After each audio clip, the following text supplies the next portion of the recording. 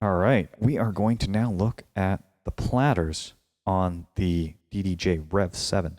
I mean, look at these. That's incredible. This is unlike anything that is currently on the market right now. And the only thing that comes even close to what the REV7 is offering is the old Technics SL-DZ, or DZ if you're American. This is way better.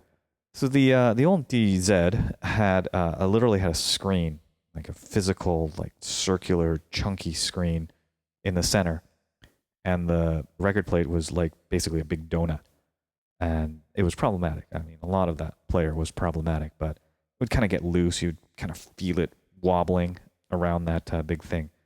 So Pioneer DJ has done something completely different, and honestly has done something brilliant. This is an evolution. I know they want to call it a revolution, but this is a massive evolution in spinning platter technology.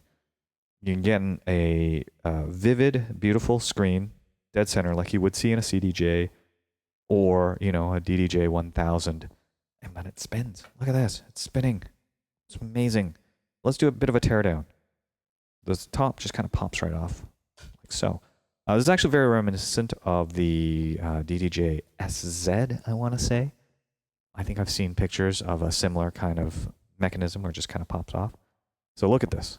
I mean, obviously there's a screen in the middle. This is not going to be a standard platter, right? Let me show you a standard platter.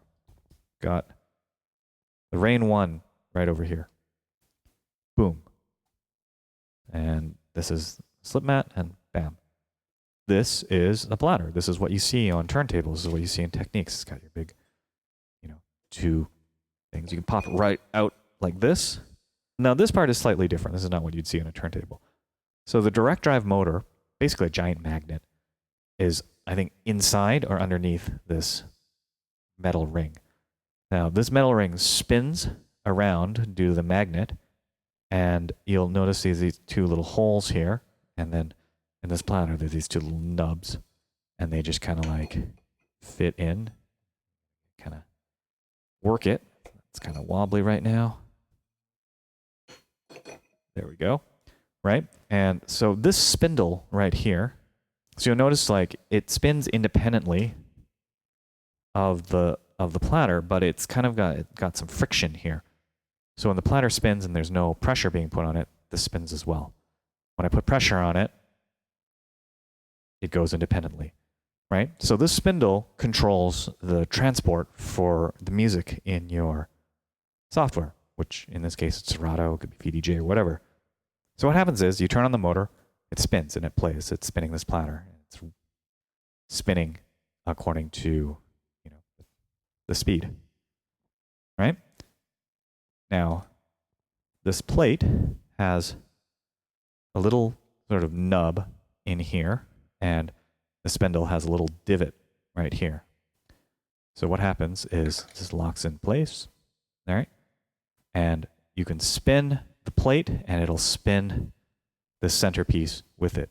And that's how you get your scratching control and whatnot. And then you can spin the platter, and it'll take the friction takes both the spindle and the plate with it. But when you stop it, platter spins underneath, right?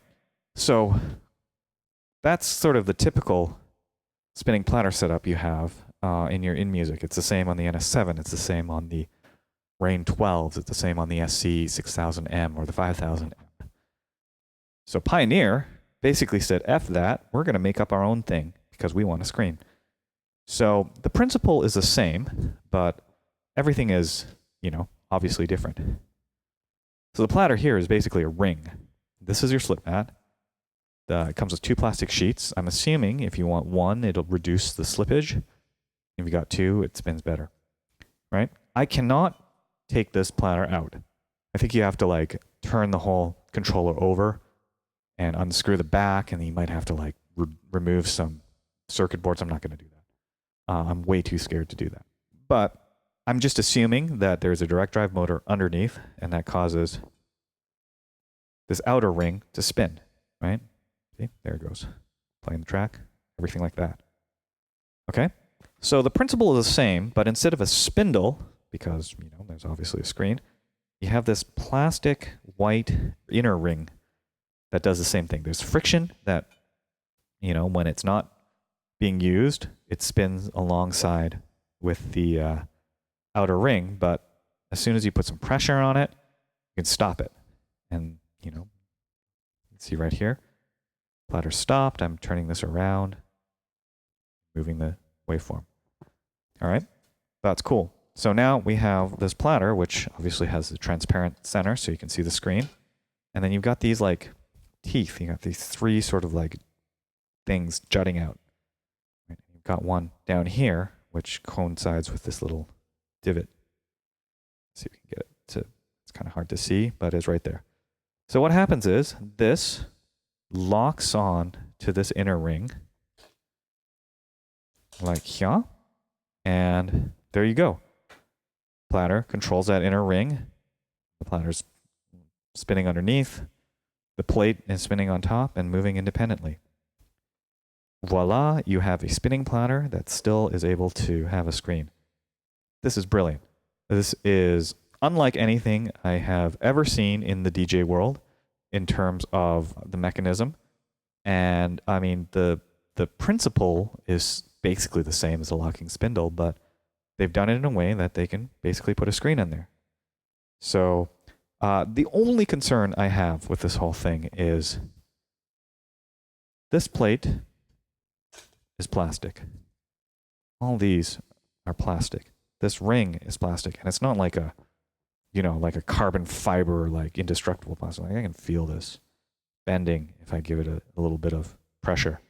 I could take this off and oops, I dropped it and it landed right on here. I feel like this could crack, could snap. Some guy could be like, check this out. Oh, we've got this. And then he's going to snap it.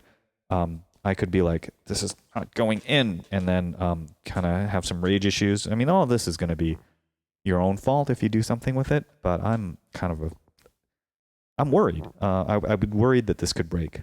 So, I mean, obviously you're not going to be taking the platter off very often. But, you know, you might want to change this out.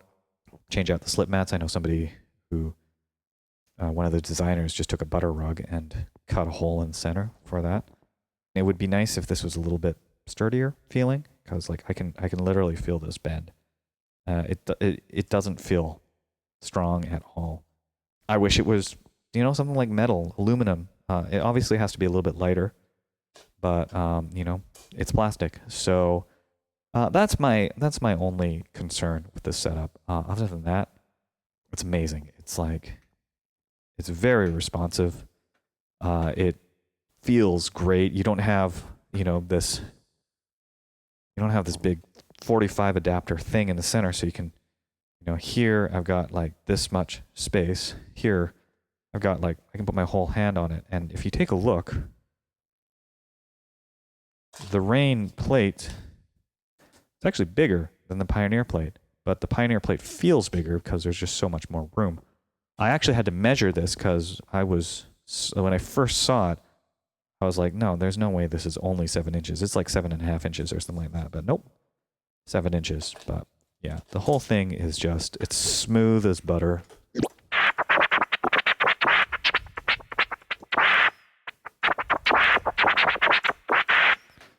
Right? So there you go.